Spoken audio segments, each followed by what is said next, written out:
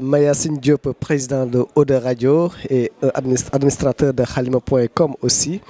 Voilà, donc les enjeux des élections législatives anticipées qui étaient vraiment prévisibles parce qu'au-delà d'une élection présidentielle gagnée par l'opposition, il était prévisible qu'il y ait des élections anticipées parce que sans cette majorité demandée par l'opposition, le pouvoir peut rester ingouvernable. On l'a vu dans les 3 mois qui ont suivi les élections présidentielles.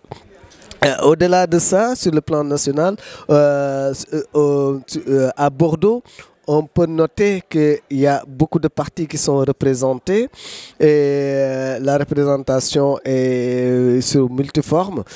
Mais aussi, on a vu que le parti au pouvoir, le PASTEF, détient aussi une grande majorité en général, ça s'est répété depuis quelques années lors des élections législatives et présidentielles ici à Bordeaux.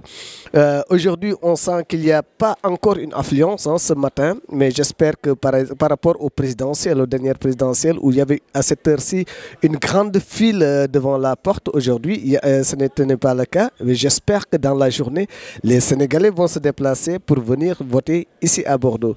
L'enjeu à Bordeaux, c'est sur le plan de la France et d'une partie de l'Europe pour faire voter des députés. Et c'est à la fois une chose souhaitable, mais aussi, moi je crois qu'au-delà des députés, la diaspora peut jouer un plus grand rôle sur le plan national au Sénégal et que finalement, nos députés seront non seulement nos porte-parole, nos porteurs de voix, mais aussi seront l'initiateur d'autres projets qui permettront à la diaspora d'être plus représentée sur le plan national au Sénégal, qu'il y ait une meilleure politique migratoire qui sera bien définie, qui permettrait à la diaspora de jouer son véritable rôle. Il y ait une entité, une manière institutionnelle ou pas, ou organisationnelle, qui puisse permettre à la diaspora de mieux revenir, de favoriser le retour des immigrés, qui puisse permettre l'action des immigrés soit plus facilitée, par exemple au Sénégal, et que finalement, parce que le député, il ne fait que proposer des lois. Et au-delà des lois, il faut des actions.